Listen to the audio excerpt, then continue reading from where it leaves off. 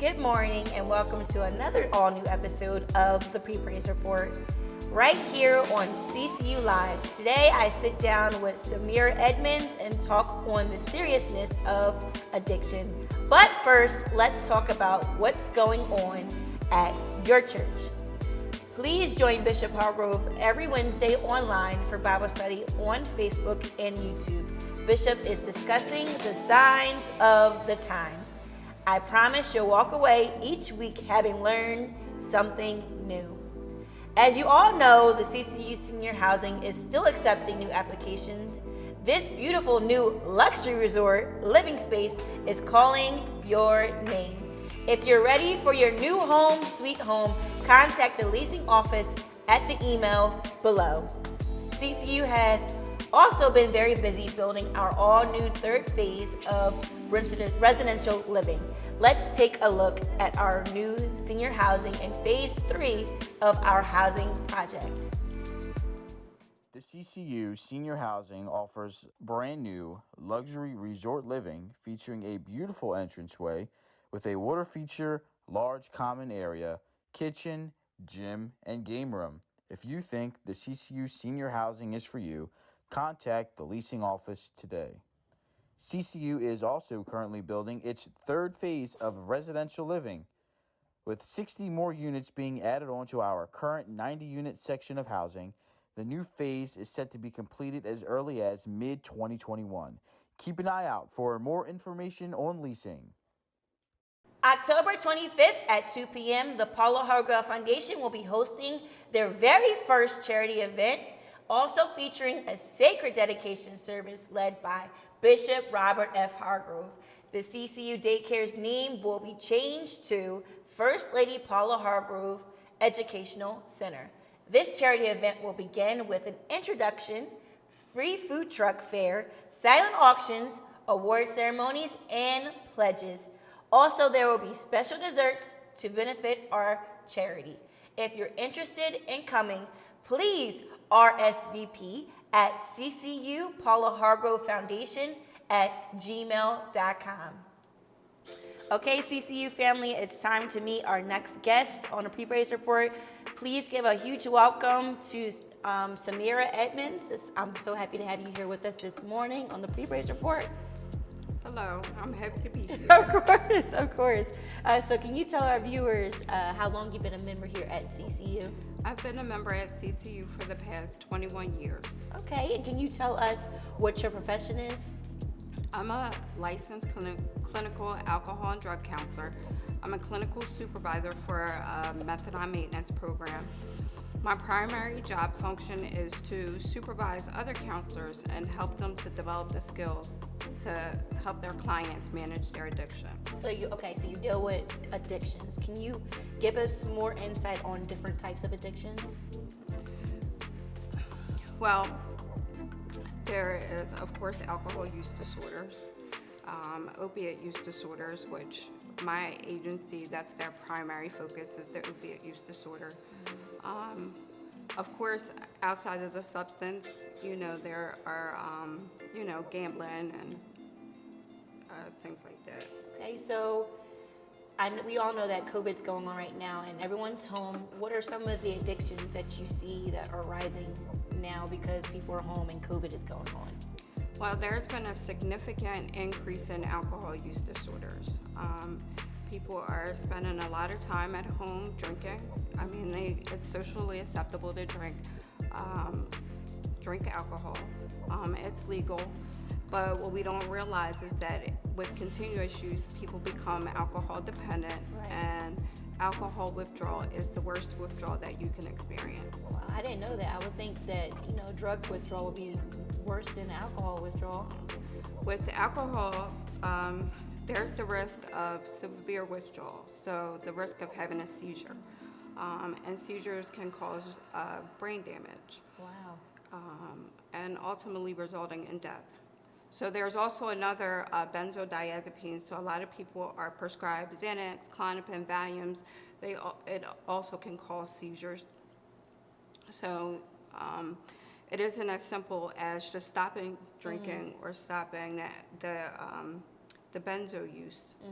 you would need a detox. So say there's someone out there who has a parent or a child that's dealing with addiction. What are some steps you think that they should take to get that person some help? So the resource hotline is 211, and I would always start there because it can direct you to our interim management entity. That is like New Jersey's HMO, where they do referrals for treatment and they authorize payment for treatment. Also, there's the county department that handles alcoholism and drug addiction, and they have different funding that people are eligible to use if you live in that county. Some people don't go and get treatment because they don't think they can afford it. If you have Medicaid or are eligible for Medicaid, you can pay for treatment that way. And there's just other state funding sources for treatment.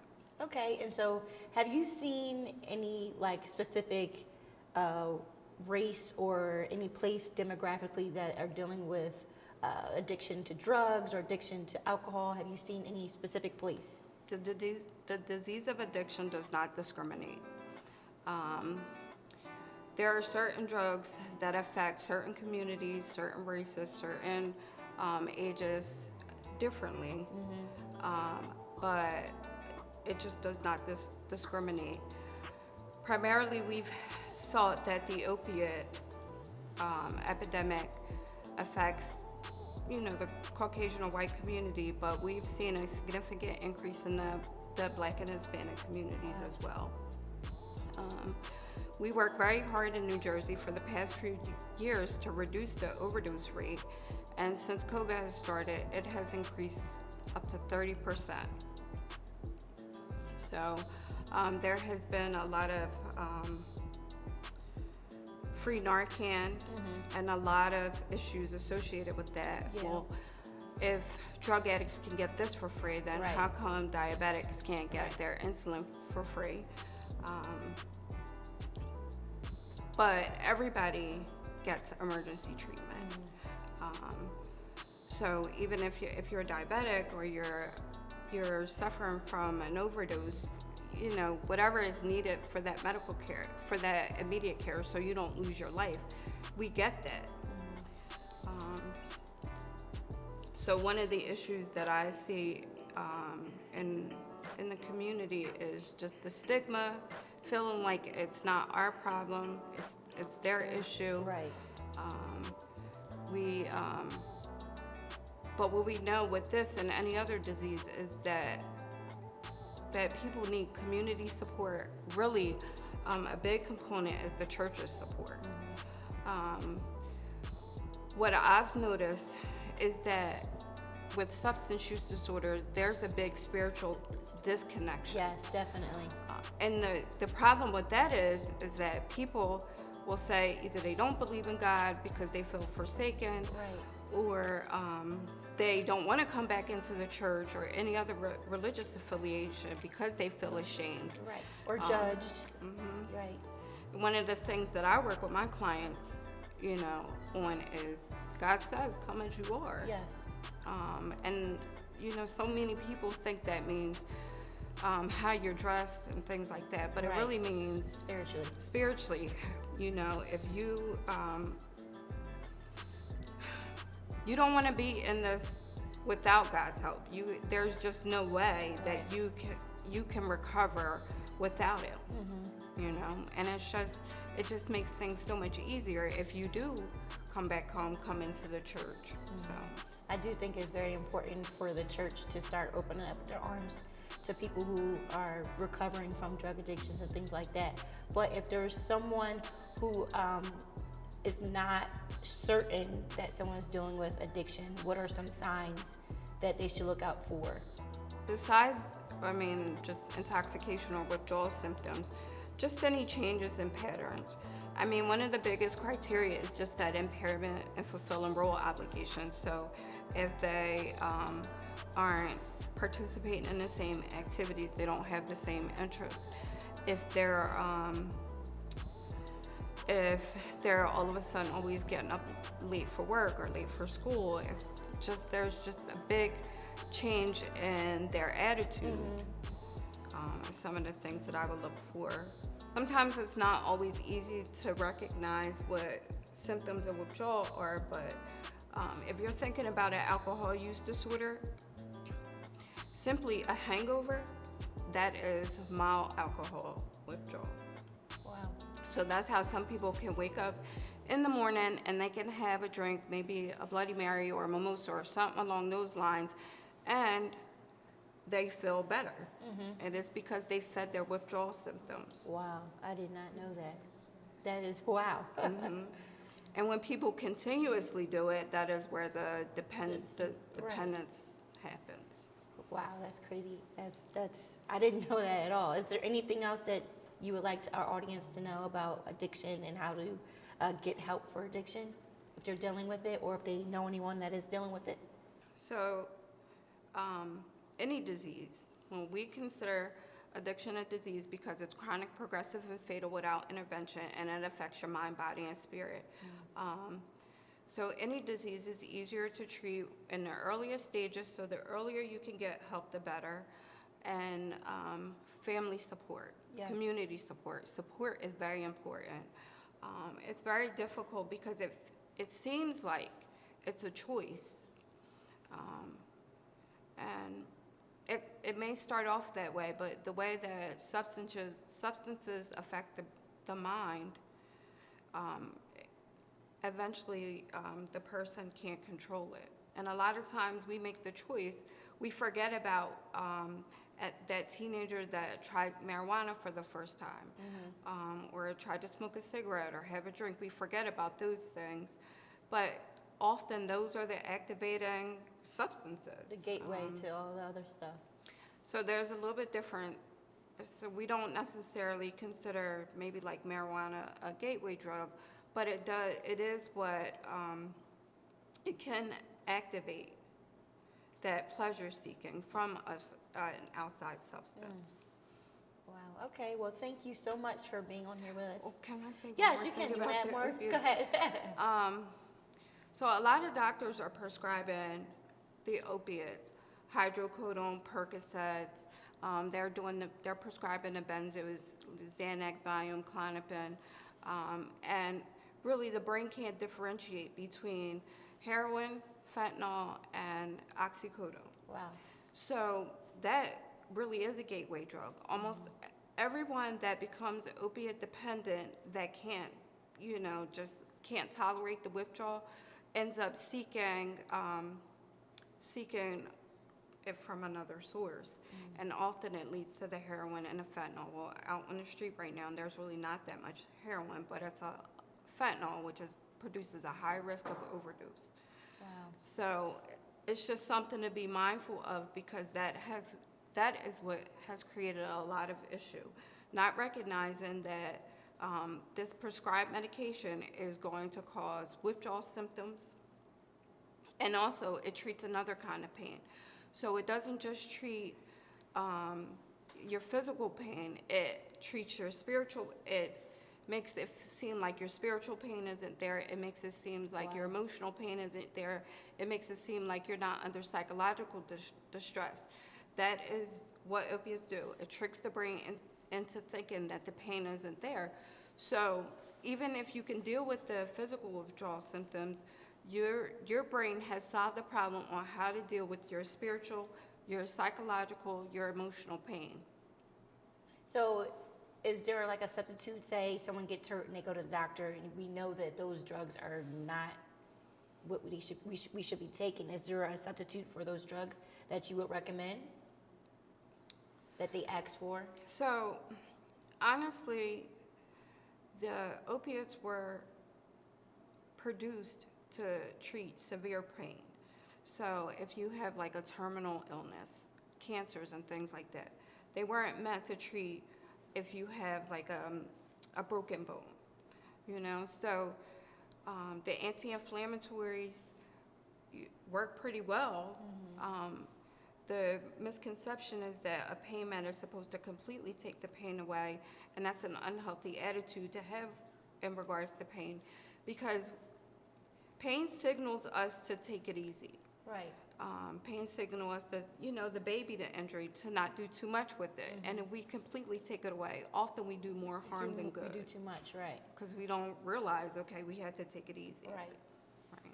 Yeah, because I know when I was in the hospital, they tried to prescribe me, I think it was Perks, and I was like, I just gave birth to a baby. Why would they give me something like that? But now that I know, I didn't take it, but I will actually recommend something else. But thank you so much for being here with us this morning. Thank you for giving us all of that important information. We hope to have you back here with us again. You're welcome. Thanks for having me. Of course, of course. Hello, CCU family, and thanks for joining us on another very special episode of the Pre-Praise Report. Before we go to 9 o'clock service live in the sanctuary, first I want to welcome you to our satellite studio. You may have seen some portions of videos that we've recorded in the past done from this space here. You will also start to see some more episodes of the Pre-Praise Report done from our satellite studio. We want to just take a second and talk about the past few weeks of the Pre-Praise Report. We took some time out to talk about some very important issues we felt needed to be discussed, especially with the holiday season coming up soon, that being mental health, different types of mental illnesses, and overall mental well-being. We've talked with Reverend Poole, we talked with Deacon Smith, and you heard today from Sister Samira. We want to thank all of our guests for being with us on the Pre-Praise Report to talk about these important issues. One common thing that we've heard from all of our guests in regards to finding help, that is first talking to family and friends. If you are going through a difficult time, especially with COVID-19 going on now, and then of course with the added stress of the seasons changing, and the holidays coming up, the added stress of that, seek help from family and friends first. If you don't know where to turn, we've heard from all our guests that 211 is the number to call. If you don't know where to start there. They have plenty of options and resources from just dialing 3 simple numbers, 211. You can also visit Holistic Counseling Services. Their website is aholisticlife.org, right on the bottom of the screen there. Visit the site, reach out to a counselor there. Holistic Counseling Services is owned and operated by Reverend Poole, who was the first guest on our mental health series and is the youth pastor here at Christ Care Unit. There are plenty of people to reach out and talk to there, so either 211, you have aholisticlife.org with Holistic Counseling Services. You can also reach out to your church. Bishop Hargrove is always ready to take a phone call. He is always ready to meet with you. During COVID-19, that has changed a little bit, but his phone is always on. That's one thing I can say about Bishop Hargrove and Christ Care Unit with maybe some other churches that are bigger in our size or larger, is that Bishop Hargrove is always ready to talk to anybody who needs help. Pick up the phone, dial 856-875-1633. You can always get a hold of Bishop Hargrove. Even if he doesn't answer the phone right away, leave a message for him. He will always get back to you. You can also email us at ccumbcmedia@gmail.com, and you get a hold of Bishop Hargrove that way, or even through our Facebook page. But the best way to get a hold of Bishop is to pick up the phone and call. He is always ready to help, and that's one great thing of the many great things about Bishop Hargrove, is that he is always willing and ready to help. So please, we want you to know here at the Pre-Praise Report that if you're going through a difficult time, we wanted to share this information to all of you, to all of the viewers, and to our Facebook and YouTube family, that help is always there. Please reach out to someone. Don't suffer in silence. Don't suffer alone. Please make sure you find help if you need it. With that being said, we're going to head over to the sanctuary for 9 a.m. worship live, catch an all-new episode of the Pre-Praise Report right here from our mobile studio next week at 8:45 here on CCU Live. Facebook and YouTube, let's go to 9 a.m. worship service.